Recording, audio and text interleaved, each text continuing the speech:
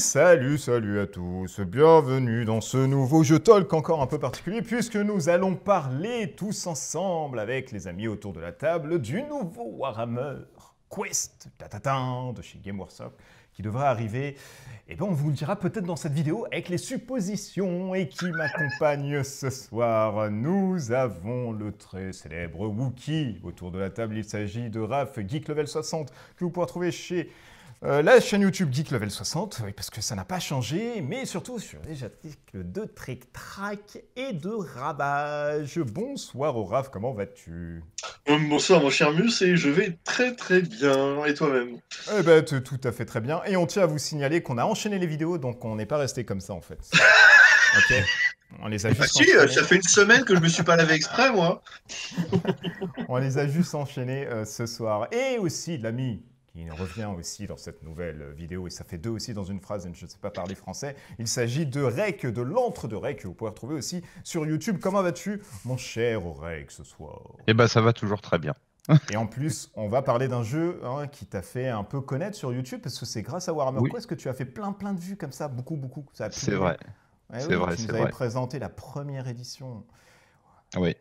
Et cette première édition, on va en parler aussi, parce qu'on va faire un tour d'horizon. Alors du coup, les nouveautés, eh bien, sachez que le nouveau Warhammer Quest, qui est un jeu coopératif, purement coopératif de chez Games Workshop, qui devrait arriver logiquement en 2021, mais je ne pense pas après, parce que chez eux, ils n'aiment pas trop tarder les boîtes, qui coûtera, on va aussi spéculer dessus, mais par contre, ce dont on est sûr, c'est que ça prendra place dans une ville, cité maudite, qui porte le nom, et là je vais vous faire la lecture parce que je suis un mauvais élève, dans la ville délabrée d'Ulfengarn. Une bande de héros se dresse contre un tyran mort-vivant. Oserez-vous entrer dans la cité maudite? Et on nous a balancé ensuite un trailer avec une lune rouge, avec ensuite plein de petits indices, et on essaiera de décortiquer tout ceci avec vous ce soir.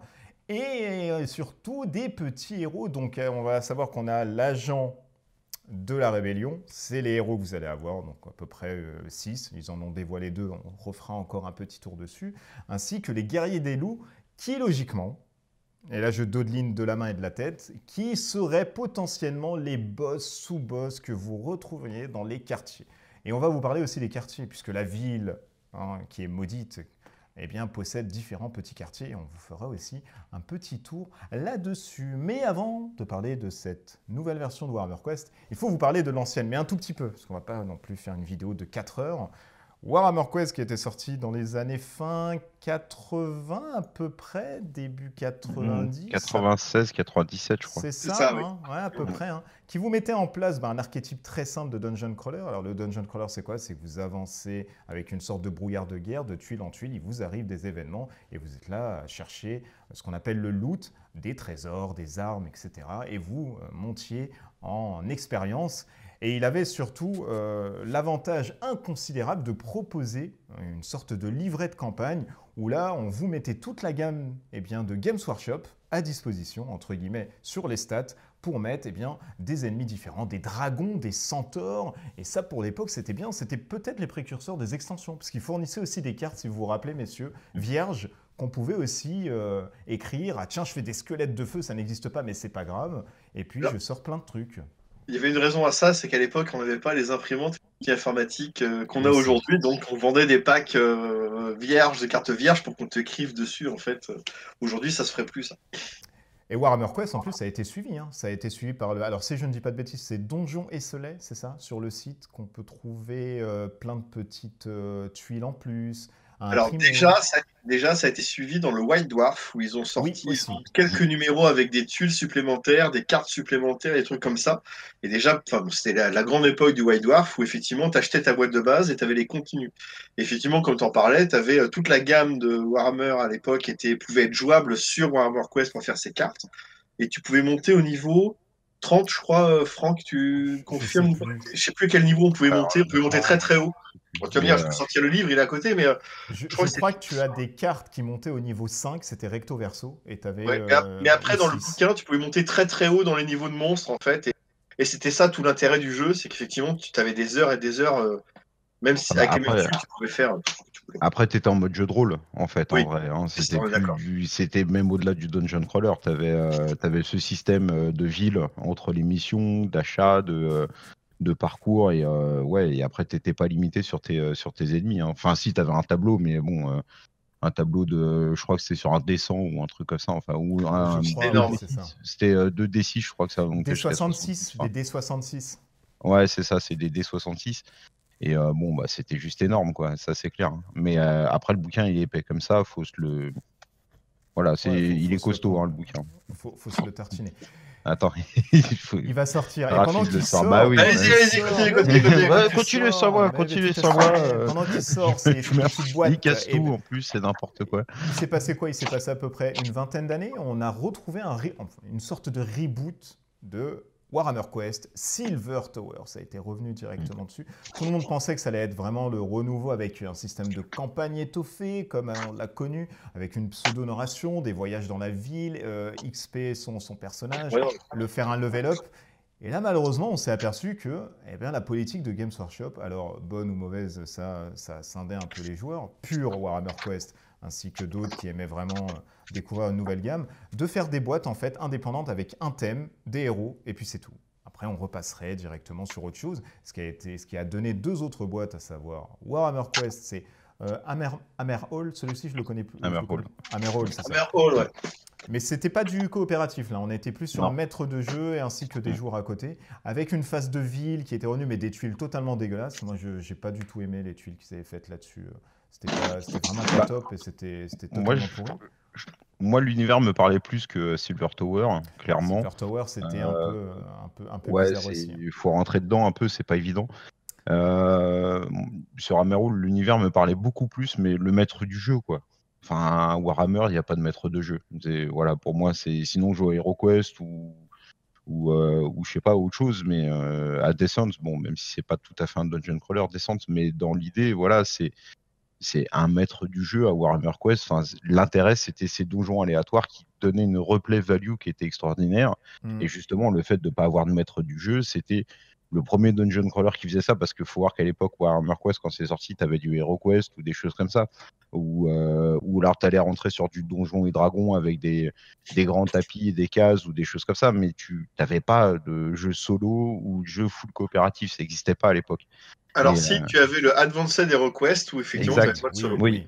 Tout à fait, avec de la génération, etc. Et c'était que de la génération par dés au niveau de la salle, des monstres, des tuiles, et le reste. Mais il était très difficile à trouver celui-là. Et d'ailleurs, sur Warhammer Quest, juste pour préciser là-dessus, sur les extensions, sur la première version, il y a eu 2 ou 3 extensions qui étaient uniquement en anglais, si je dis pas de bêtises. Tu avais les catacombes of Tomb ou un truc comme ça. Tu avais 2-3 extensions comme ça, mais qui étaient disponibles qu'en anglais, si je dis pas de bêtises. Ça a dû être retraduit après. Mais quand bien bref. Après, il y a eu Blackstone Fortress, et ça, c'était vraiment un truc nouveau, parce que du coup, c'est vrai que c'était intéressant de Games Workshop d'étoffer Warhammer Quest, parce que normalement, on l'a connu en tant qu'Heroic Fantasy, ensuite, ils l'ont décliné en Heroic Fantasy. Et là, du coup, ils sont partis, et c'est le seul qu'ils ont suivi, messieurs, d'ailleurs, hein, sur la gamme Warhammer Quest, la nouvelle gamme, pas l'ancienne, avec du Blackstone Fortress, d'ailleurs, qui est un très, très, très bon jeu. Il y a plein de petites mécas assez sympas dessus, un tout petit peu aussi de storytelling, et doté de 2 ou 3 extensions, au maximum 3, mais je crois qu'ils sont partis sur 2, un gros monstre hybride, ainsi que... On a 3, j'étais voir tout à l'heure, je crois qu'on a 3, et c'est l'univers 40K, mais en même temps, l'univers 40K, c'est celui qui met en avant plus de suivi que l'autre univers. C'est un peu normal. Et dans la cité maudite, Curse City, on revient où? On revient dans Age of Sigmar. C'est peut-être celui qu'il souhaite plébisciter en ce moment. Et on va passer en revue un peu ce qu'on connaît, du coup, messieurs. Et on va commencer par les figurines, parce que nous, on aime bien jouer avec les petits bonhommes comme ça. Et on va commencer, si vous le voulez bien, avec l'agent de la rébellion. C'est, je pense, la meilleure sculpture que j'ai pu voir chez eux, en tout cas, parce que le design est très bien et parce qu'il y a plein de petits côtés assez sympas de Van Helsing. Il s'agit d'une sorte de chasseur de vampires, de sorcières de Van Helsing-like, à savoir Jelsen Darroch, avec un petit chapeau, un lance-pieu, un marteau. Qu'est-ce qu'il a encore, ce bonhomme? Il a une épée, enfin, il a plein d'arsenal. On se doute comment il peut ensuite utiliser ça avec ses 2 petits bras. Il est défini comme étant l'exterminateur solitaire, distingué par son absence de pitié pitié. Déjà, vous allez voir qu'il fait mal. Il appartenait jadis à l'Ordre d'Azir, une organisation chargée de pourchasser les sorcières, les apparitions des cultistes des dieux sombres, avec un comportement toutefois un peu bizarre puisqu'il s'est fait expulser. Et ensuite, nous avons eu cette semaine, Qualatis l'exilé. Bon, alors elle porte le masque Covid, ce qu'on s'est dit, messieurs, directement. Il y a un masque comme ça, là. On va voir comme ça. Et du coup, c'est une sorte d'elfe. Alors l'autre, je sais pas, c'est peut-être une sorte de chasseur qu'il y a eu aussi dans le premier Warhammer Quest. Ils avaient fait plein de petites extensions aussi. Et Qualatis, elle, c'est une sorte de... Mais je sais plus si c'est le Sylvaneth, je crois que c'est ça, ça vient de là-dedans. Une sorte Vraiment, d'elfe ça doit être ça, avec les des cornes. Sylvaneth. Ouais, c'est à peu près ça. Et on va même passer sur ce background parce que franchement, il n'est pas trop intéressant, c'est juste une exilée. Et du côté des méchants, là aussi, miam, miam, miam, miam, miam, il y a des choses très très bonnes. On a Gorslav le Fossoyeur. Alors on vous l'a dit, soit ça va être des semi-boss, soit ça va être des boss. C'est pas encore trop, mais tout laisse à penser que ça reste quand même des petits boss. Elle, superbe figurine, une sorte de trident là, de pelle trident, et qui ressemblerait limite, je sais pas Bernie. pour vous, mais à comment dire, à Albert le Silent Hill, zombie. à des monstres. Comment des on monstres que l'ambiance s'amuse là? à des monstres de Silent Hill. Je continue sans vous de toute façon. C'est Bernie.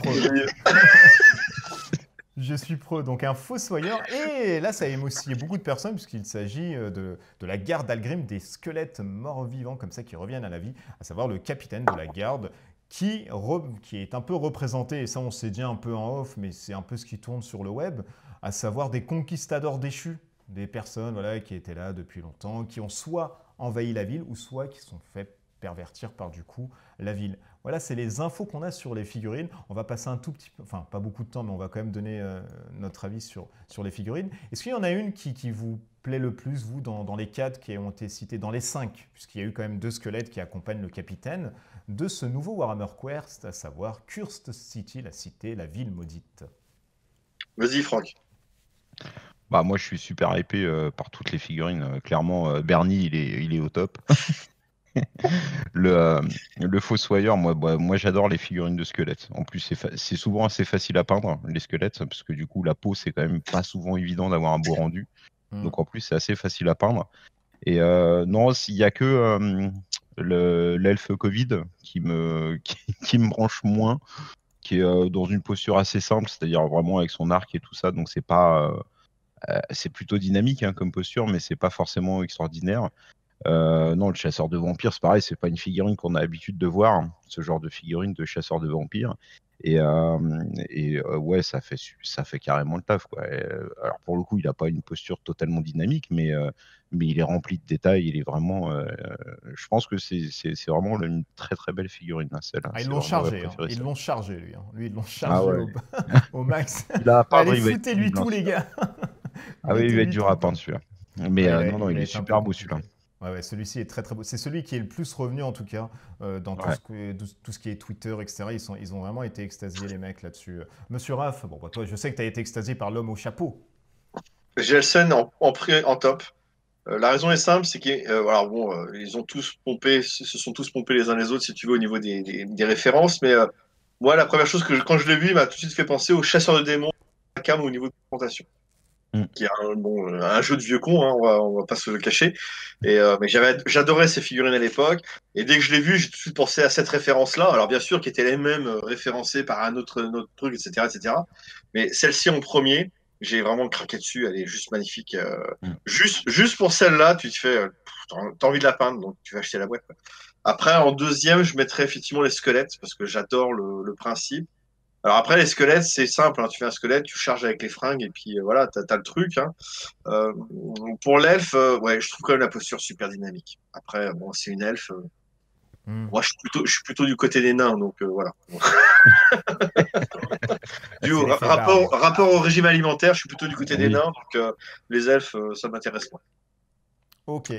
Messieurs, on va passer à l'exploration de la cité maudite. Attention, ça fait peur. Attachez vos ceintures, nos manteaux dans le train fantôme. Donc il y a en fait une petite cité que vous allez avoir. Donc on imagine bien évidemment que nous allons évoluer dans cette sorte de cité un peu maudite. Alors comment ? Eh bien, on s'est posé un peu pas mal de questions, on s'est torturé un tout petit peu l'esprit. Alors, sur la map, vous est donné différentes localisations. Vous allez avoir les aérodocks, vous allez avoir le bosquet du pendu, vous allez avoir la porte de Varne, et vous allez avoir aussi les jardins de la mort, etc., etc., ainsi que 3 autres localisations qui se trouvent au sommet. Eh bien, on peut imaginer une sorte de forteresse où justement réside le tyran mort-vivant. Ça vous donne à peu près 10 localisations. Donc si on se couple à tout ça, un boss par 2 localisations, voire une, ça fait entre guillemets un tout petit peu le taf. Et il y a des petits indices qui nous ont laissés comme ça. Et on est un peu fouiné comme ça avec les caméras dans cette chose, c'est un peu quand même chelou. C'est-à-dire que dans cette ville-là, vous allez avoir des sortes de statues totems, 2 à gauche et 2 à droite. En plus, vous les voyez sur l'insert. Et là, ce qui nous a sauté aux yeux avec les petits infos aussi de ce soir, c'est que bizarrement, on a la version humaine du conquistador pirate là, qui est mort. Et on se dit, lui, ils l'ont mis en tant que, bah tiens, super méchant. Et à côté de ça, on voit aussi le fossoyeur. Et on se dit, oh là, et quand même, ça fait 2 figurines là que vous nous montrez. Et en dessous apparaissent 2 nouveaux personnages, à savoir une sorte de nécromancien mage, parce que je pense qu'il fait de la magie noire, hein. Il a des chauves-souris à côté, et en même temps, il a un chat noir qui le regarde. Donc lui, il est C'est pas ça, il a tellement un dans chat la magie. noir. Voilà. C'est un sorcier, c'est obligé. Il n'est pas tellement dans un truc assez blanc. Et un truc qui nous a bien surpris, alors là, petite diversion, machin, on trouve une sorte de... Alors on ne sait pas tellement, soit c'est un elfe, enfin un sylvanette, parce qu'il a une longue crinière chevelure, et on se dit, ah, c'est peut-être les elfes. Mais ce qui nous met vraiment la puce à l'oreille pour nous dire que c'est un vampire, c'est déjà l'armure qui ressemble fortement à Dracula. Si vous avez vu le film de Coppola, et si vous ne l'avez pas vu, foncez parce que c'est un excellent film. Donc une sorte d'armure rouge, très écaillée, etc. Avec une sorte de vase de calice où on se dit, normalement à l'intérieur il y a du sang. Sinon, c'est du vin rouge. Mais on penche plutôt quand même sur du sang. Et avec une épée qui nous rappelle l'aspect des chevaliers, des contes vampires, etc. Logiquement, on s'est tâté dessus et on s'est dit, ben, les 2 autres qui devraient arriver dans l'agence du mal, etc., ça devrait être voilà, ces 2 personnages-là qui figurent en dessous, puisque les 2 autres acolytes figurent bien évidemment dans le détail qui nous ont été donnés. Alors, un petit peu votre avis dessus, est-ce que finalement ils les ont mis de manière anodine ici? Est-ce que c'est un tout petit peu pour teaser entre les lignes, pour laisser des petits indices, etc. Ou alors ça n'a strictement rien à voir et puis c'est tout, hein, c'est mis là comme ça et puis tant pis. Hein. Vas-y, Raph. Ah oui, Bah, là, c'est open ouais. bar, tout ça. Ouais, C'est- on Donc, est- alors Games Workshop, ils ont l'habitude de toujours sortir des images avec dans des fonds, des trucs comme ça. Tu vois en fait des indices cachés entre guillemets. Tu as toujours des fois ils te sortent tu sais, une belle image peinte, enfin dessinée. Et ceux qui connaissent bien l'histoire du jeu voient certains personnages là-dedans ou des véhicules, des trucs comme ça. Et il s'avère que derrière, effectivement, ça sort en vrai en figurine. Donc pour moi, s'ils ont fait ça, c'est que c'est pas anodin. En fait, la communication de Games Workshop, elle est huilée comme pas possible. Donc ils savent ce qu'ils font. S'ils t'ont mis des trucs comme ça, pour moi, c'est qu'au bout d'un moment, ça va sortir. Au niveau de la ville, alors toi, par exemple, je pensais à un truc. J'aimerais bien qu'ils le fassent, ce serait drôle. Au niveau de la ville, tu parlais qu'il y avait 9, 10 zones, en fait. Ce serait faire un peu comme Megaman, c'est que tu peux partir dans n'importe quelle zone et à la fin de la zone, tu bats un boss qui t'apporte une arme spéciale qui va Ouais. te permettre de faciliter ta quête dans une autre zone. Et après, à toi de trouver le bon sens, en fait. Enfin, tous ceux qui ont joué à Megaman connaissent ce principe-là. Et ça, je kifferais quand même pas mal d'avoir ce principe-là. Bah, c'est ce qui est fait un peu pour Silver Tower, au Oui, final.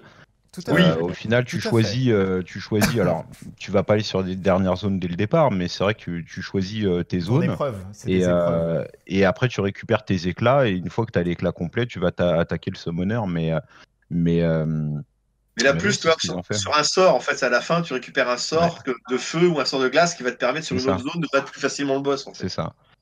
Et ce serait pas impossible que ouais, le boss principal ce soit un grand nécromancien ou soit Un seigneur démon ou un seigneur vampire ou une connerie comme ça. ouais, ou un seigneur vampire. Voilà, Alors un truc comme dans le ça. trailer, il est montré comme étant une personne sur un trône, donc on ose imaginer que c'est celui-ci, Ouais. avec une peau de loup en fait sur les épaules. Donc on ne sait pas Et, trop si... Enfin, il nous parle de mort-vivant, on ne sait pas si c'est un vampire, on ne sait pas si c'est une sorte de loup-garou vampire déchu. On n'a pas encore vu de préceptes, d'artworks là-dessus, ou laisser sous-entendre qu'il y a des choses.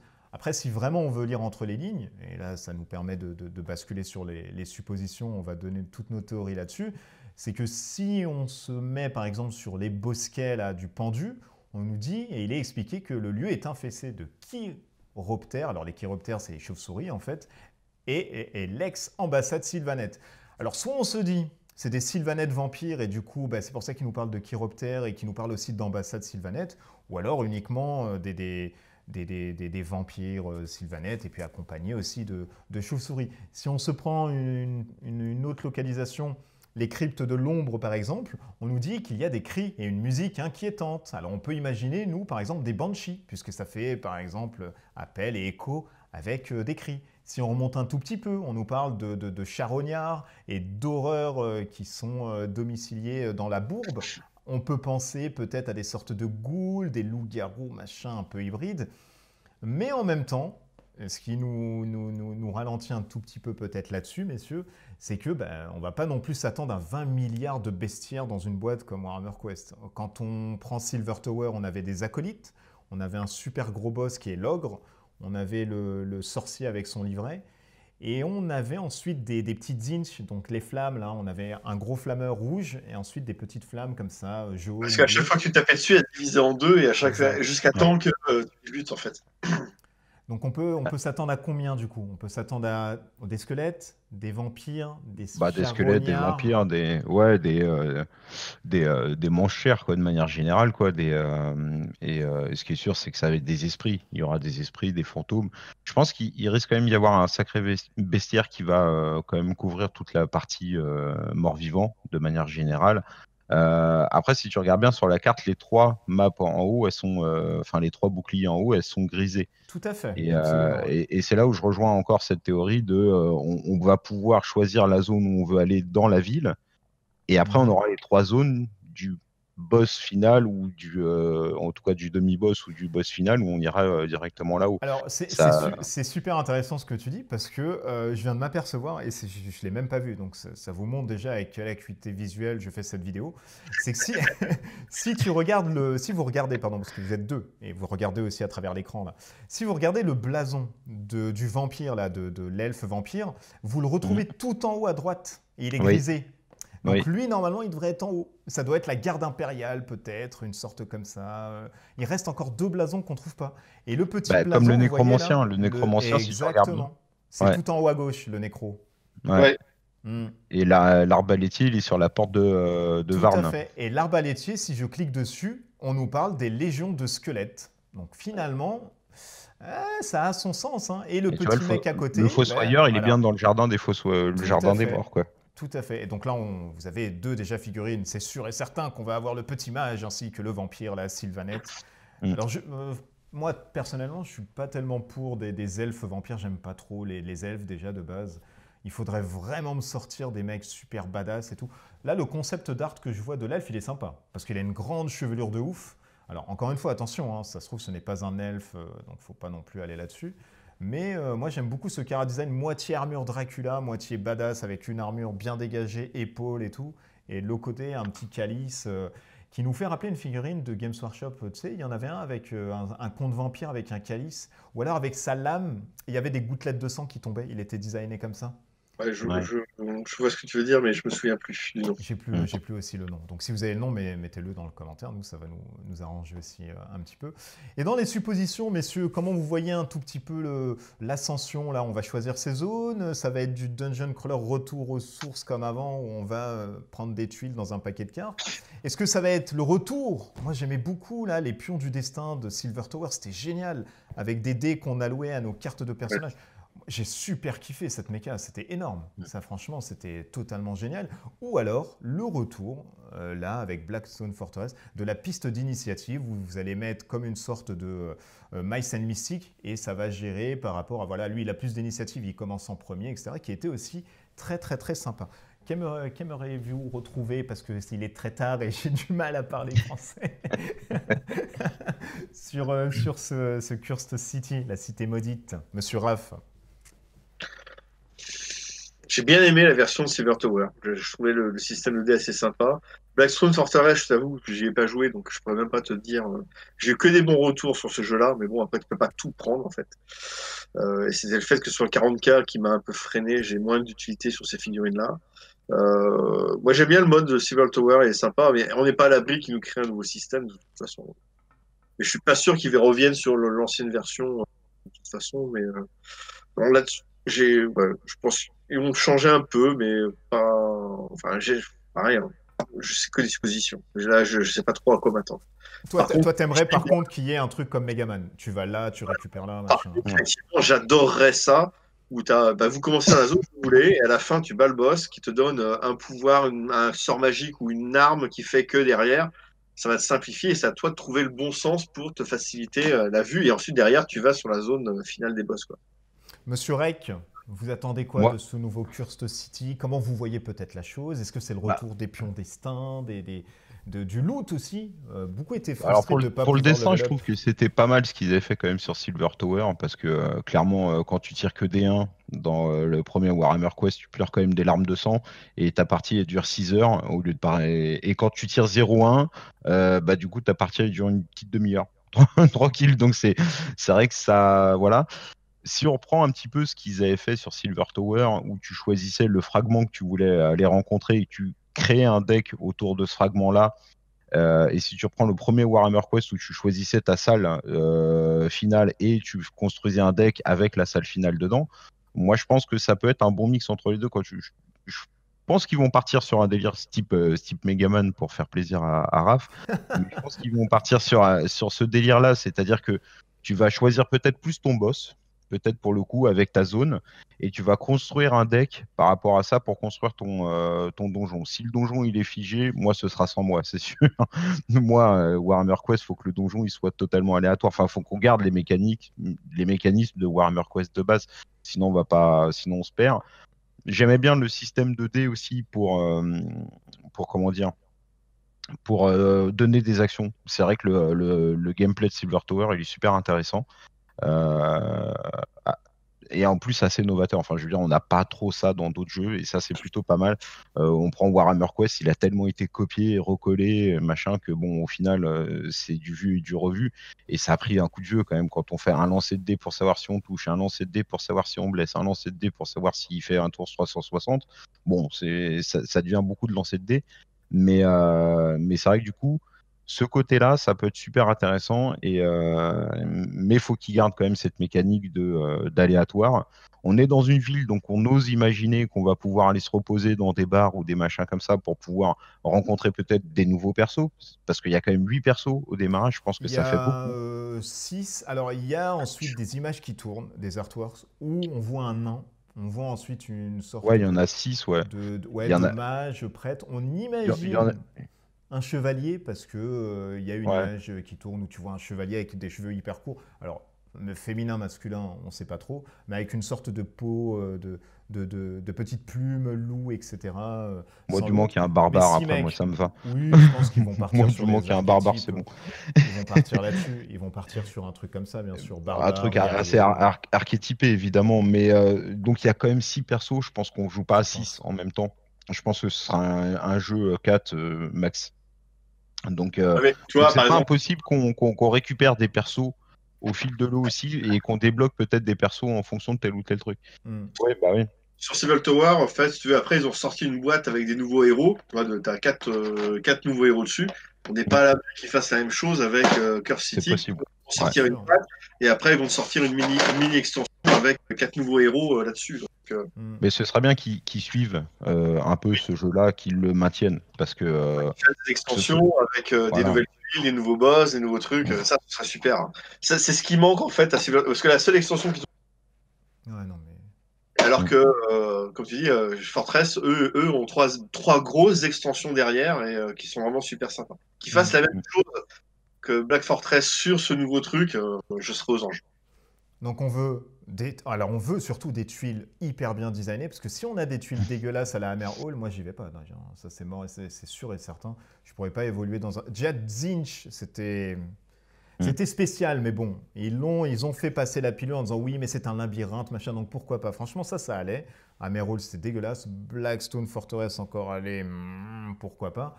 Mais là, il faut vraiment faire un taf, messieurs, sur le chara design des tuiles, parce que sinon, ça va être une merde sans nom, quoi. Le trailer est beau, avec une musique hyper inquiétante au violon, là. T'as l'impression que le mec meurt en même temps quand il joue sa musique. Surtout qu'on sait qu'ils savent faire avec Space Hulk V3, qui ont fait des tuiles magnifiques là-dessus.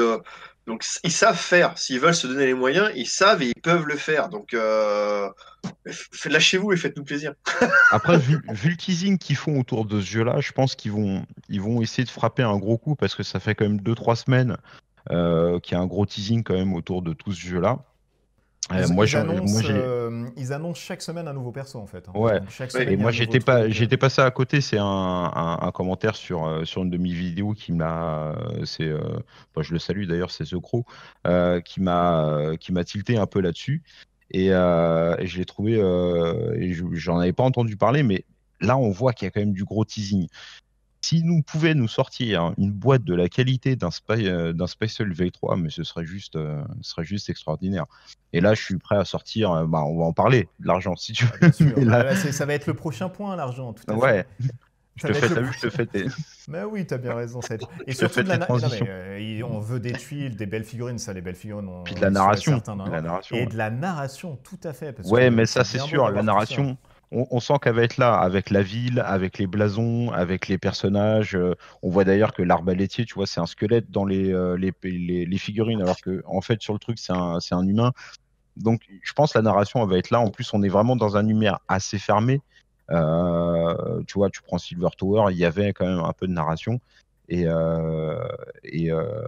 ça va être accompagné de bouquins dans la Black Library. Tout le temps, ils accompagnent un tout petit bouquin, ils donnent et tout, avant la Cité Maudite, ce que c'était, ou peut-être pendant ou l'après.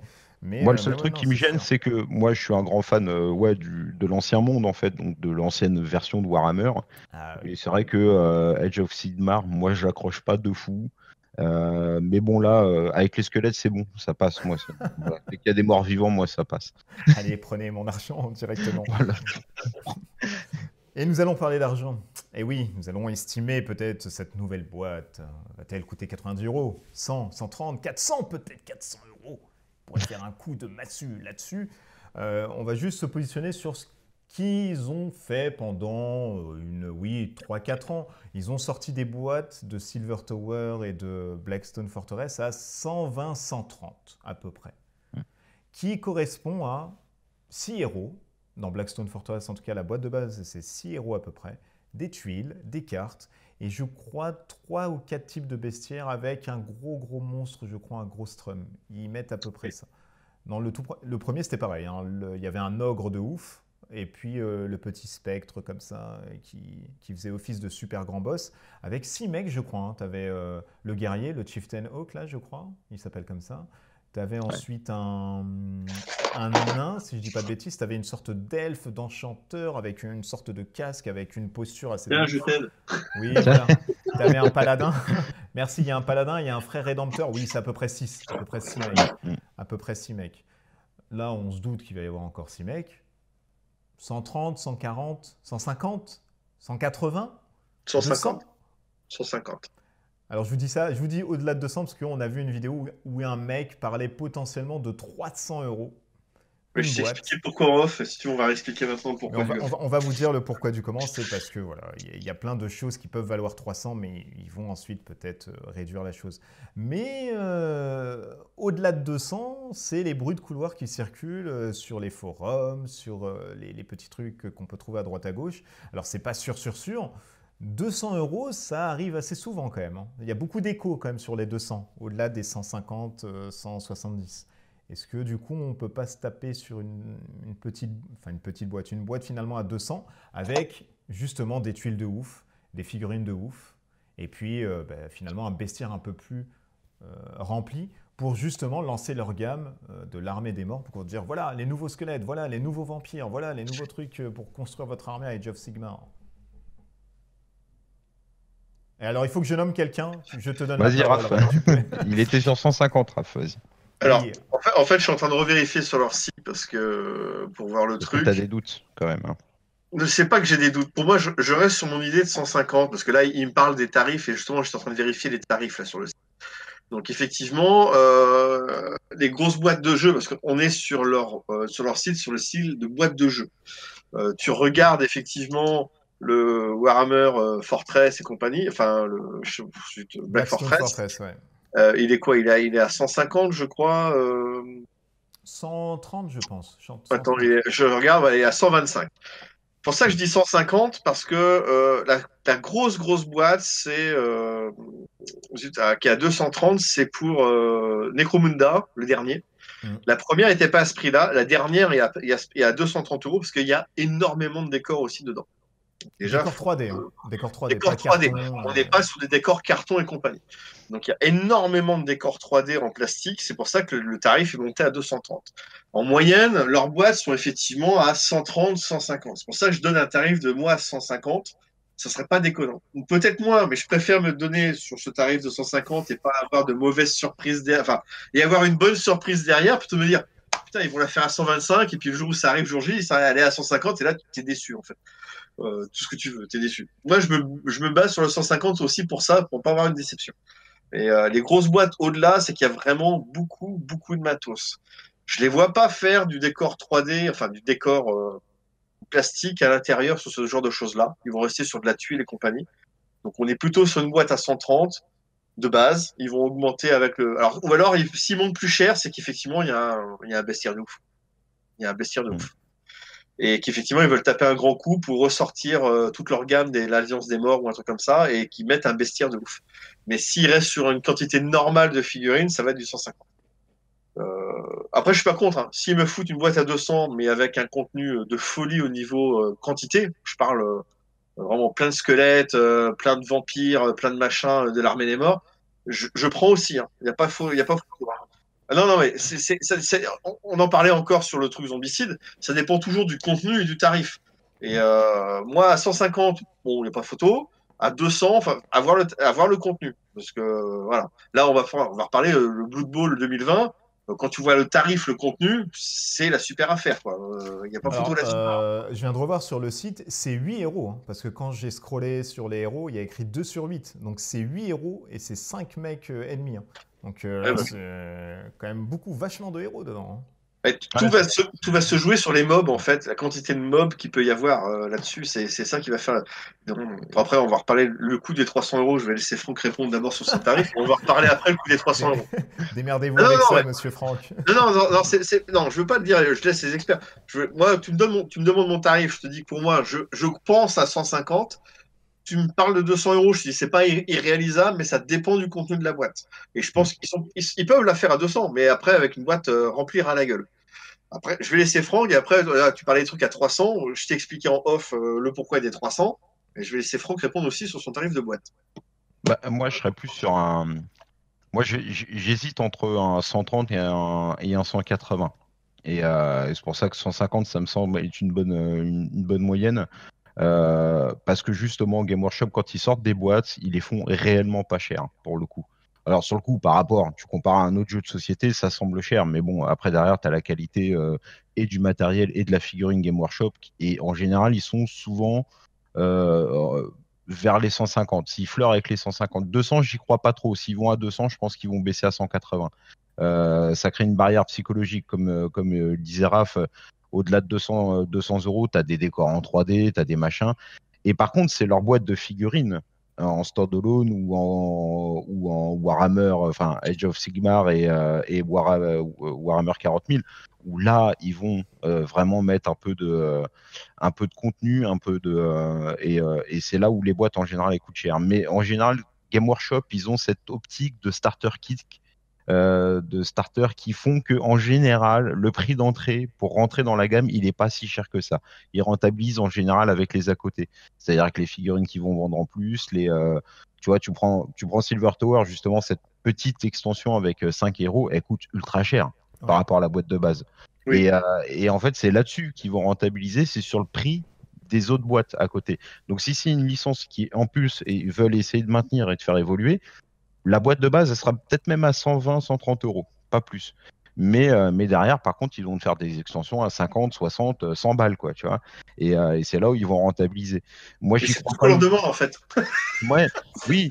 Carrément. Une Non, boîte à mais pas c'est cher et des ça. Mais extensions oui, derrière, hein, mais, après, bon, mais c'est pareil. vole-moi l'argent, fais-moi mal, fais-moi mal. Mais même 200 euros, j'y crois pas. Je pense que sur une boîte de jeux de société, hein, dans leur truc boîte de jeux, au-delà de 105, même 200 euros, j'y crois pas. Je verrais plus même un 180. Tu vois, un palier psychologique maximum, c'est 180. Alors après, voilà, ça va dépendre aussi du matos qu'il y a dedans. Là, quand tu regardes sur le site et que tu essayes d'analyser un peu le truc, tu te dis, putain, il va y avoir quand même des morts-vivants, des vampires, des ghouls, des spectres, des squelettes, 8 héros à côté, il y a une quinzaine de missions. Enfin, tu te dis, ouais, là, quand même, c'est vraiment monstrueux, quoi. Mais je pense que quand même, ils resteront sur une barre psychologique en dessous des 200 euros. Et max, je pense qu'on en a pour 180 euros. Donc, je dirais entre 130 et 180 euros. C'est pour ça que 150, ça me semble, voilà, comme je disais, ça me semble être une Hmm. bonne moyenne. Moi, je pense pareil, hein. Le coût, franchement, des 300, j'y crois pas. C'est impossible. Non. Le coût des Impossible. 300, c'est que le gars, il a Impossible. vendu à l'unité, il a fait C'est en fait, impossible. 1 euro, ça vaut 15-20 euros à Ouais, mais l'unité. c'est pas Dans les possible. 6, on arrive à déjà 6 fois 20, bah, tu arrives déjà à 120 euros. Non, non, c'est pas On va possible. mettre 4 boîtes, machin. Effectivement, le mec, si tu prends le tarif des troupes à l'unité, en vente unité, effectivement, tu arrives largement à 300. On est d'accord, mais dans n'importe quel start collecting, comme disait Franck, Bien ou sûr. n'importe quelle boîte de jeu, tu prends les trucs à l'unité. On va prendre l'exemple de Blood Bowl, tu prends le bouquin de règles qui est à 40 euros, les équipes qui sont à 35 euros, le terrain qui est à plus de 30 euros, tu Mm. rajoutes les big guys qui sont à pareil 20-30 euros, tu rajoutes comment dire, les héros qui sont à 15-20 euros, bah, tout de suite tu arrives à un tarif de près de 200-300 euros. Et, sauf que la boîte, elle était vendue moins de 100 euros, quoi. Donc, Non, non, mais je suis d'accord. Je suis d'accord. le Bah, 300 euros, pour moi, je pense au détail, effectivement, en prix games, qu'on arrive à 300, au plus de 300 euros, je suis d'accord. Mais c'est le prix au détail. On n'est pas sur le prix de vente de la boîte de base. Comme non, dit non, mais moi, Franck, je elle va pense ça sortir, aussi. ouais. 150, pour moi, je donne comme j'ai dit, hein, je donne le tarif haut. Je pense qu'elle va sortir, effectivement, comme il dit, vers 130, 150 là-dessus. Et puis après, derrière, mais qu'ils fassent des extensions et qu'ils nous rajoutent des trucs sur d'autres quartiers, Prenez des mon machins. argent. Mais je prends, je prends, Mais prenez Non, mon non. argent. Oui, c'est ça. Je suis faible. Non, non, mais Fais d'ailleurs, pas mal, vas-y. d'autant plus qu'ils ils vont uniquement. De toute façon, les cinq mecs, on les connaît, les antagonistes. Si on regarde un tout petit peu plus, ils vous ont mis 4 mecs, mais je monte 5 parce que je ne sais pas compter, mais ils vous ont mis 4 mecs sur la map, ils vous ont mis 4 blasons. Alors, bien évidemment, il reste des blasons qui pourront être creusés avec des extensions en disant voilà, le grand boss des catacombes, on ne vous l'a pas mis, mais c'est lui, et voilà les preuves que vous pouvez faire. Mais grosso modo, ils vous ont mis 4 mecs en bas, ils vont vous mettre le tyran, ça fait 5 antagonistes, c'est ce qui est marqué sur leur site web. Je pense pas qu'ils vont faire un truc au-delà, super teasing caché, parce que il faut Tout que ça comme ils sorte. peuvent, tout comme ils peuvent mettre le héros, enfin un des boss, et faire 2 cartes. C'est-à-dire qu'en fait, tu utilises la Oui, même bien figurine, mais sûr, en oui, fait, voilà, c'est il est ça. sur 2 quartiers, c'est le même boss, mais il a 2 cartes de stats, un peu plus faible et Oui, l'autre un c'est peu plus ça, fort. Et tu utilises la absolument. même figurine pour 2 stats différentes, hein. Tout à fait. Non, non, mais ça, c'est vu aussi. Donc voilà, ils vont faire un truc là-dessus.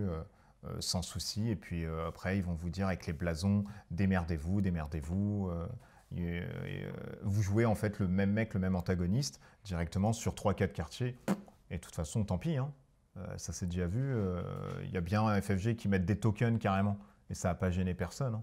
Hein, tu joues Han Solo, allez hop, t'as un token dessus, tu joues le Wookiee, hop, t'as un token dessus, et tu te prends pas la tête directement dessus.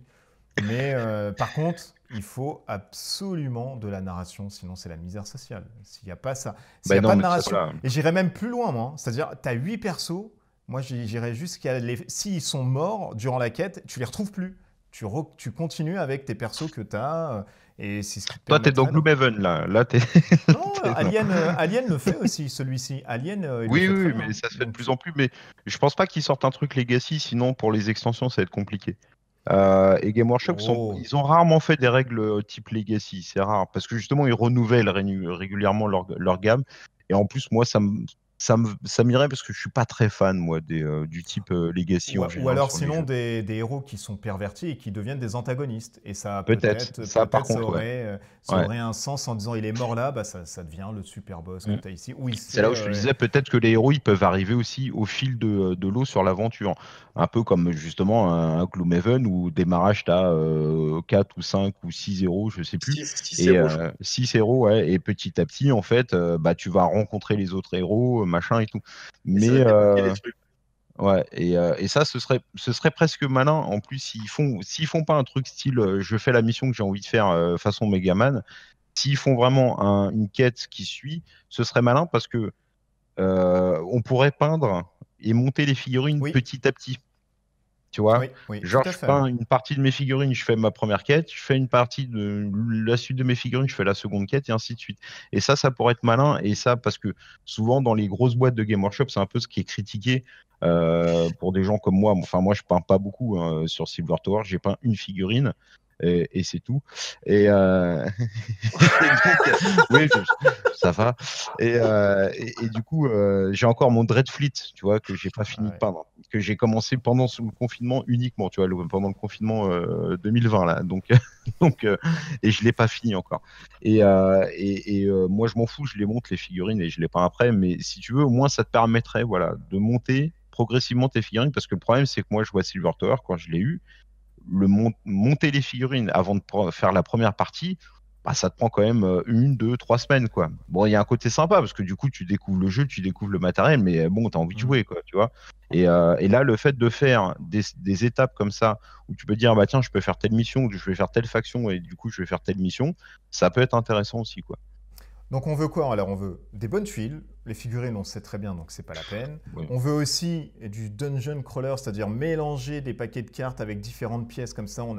on peut refaire 600 fois la quête, il n'y a aucun problème. Même si la fin on sait qu'il y a lui, c'est pas grave, du moment que c'est acheminé de manière machin, de la narration et puis du storytelling finalement, Mm. avec un petit background sympa. Et franchement avec tout ça, si on a ça... adieu les autres jeux et puis on se coltine là-dedans et on fait des parties sur les 3 chaînes différentes. T'as fait l'épreuve du feu, je fais l'épreuve des catacombes. Non, non, mais c'est vrai qu'il y a beaucoup d'attentes dessus parce que bah, voilà, il y a plein de reboots. C'est le reboot de Warhammer Quest en Heroic Fantasy entre guillemets qui était parti et c'est surtout le reboot qui va leur permettre de lancer leur gamme de morts. Normalement, si tout se dégoupille bien, ils peuvent lancer ensuite leur set pour les morts vivants, les nouveaux vampires, les ghouls, les squelettes et vous refaites la garde, je sais plus comment elle s'appelle parce que moi je joue plus, je joue même pas du tout. Age of Sigmar. Et je pense qu'on a Mais fait là, le tour. Hein. alors, je termine par ça, justement. Si, quitte à ce que ce soit le point de départ de relancer cette armée des morts avec ressortir d'autres vampires, un truc comme ça, ce qui serait super top, mais bon, j'y crois moyen, mais c'est par exemple, il continue la gamme, et derrière, dans le White Dwarf, bah, t'as les stats, Ouais. quitte à vendre, ils sont là pour nous vendre des Mm. trucs, hein, donc on va Mm. pas, je vais pas dire, ils nous mettent ça gratuitement sur leur site, ça n'existe pas, Ouais, bien la Games sûr. Workshop, hein.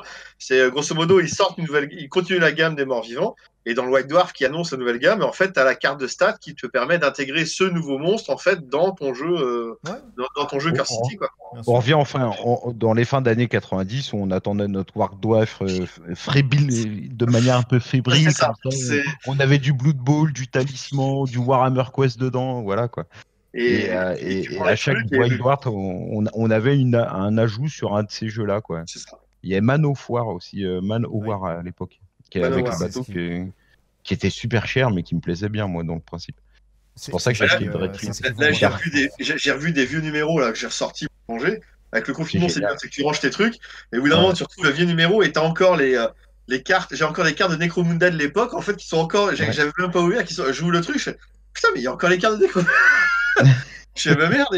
Et en fait, c'est là que tu dis, ouais, c'est vrai que c'était super à l'époque, quoi. En fait, tu dis, bah, Mm, tu comprends pourquoi tu l'avais acheté. Tout comme le mm. Special en 2009, quand il est Oui, sorti, ils oui, avaient sorti le White Dwarf avec un ou deux scénarios de plus dans le White Dwarf.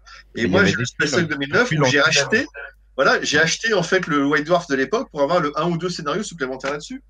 Et il y avait Donc, des tuiles en tunnel, je les ai encore. oui, Ouais, oui, c'est non, le non, mais il y a truc. plein de Ouais. trucs. Non, mais il y a vachement plus.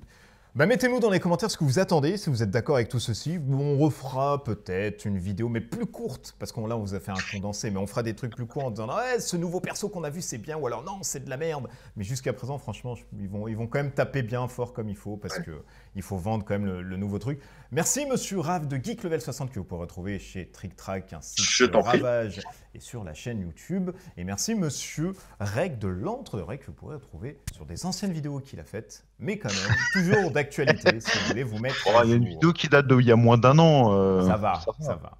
Ça va. Voilà, Ça on est- passe. on Ça est elle est tranquille super là-dessus. récente, quoi, tu vois.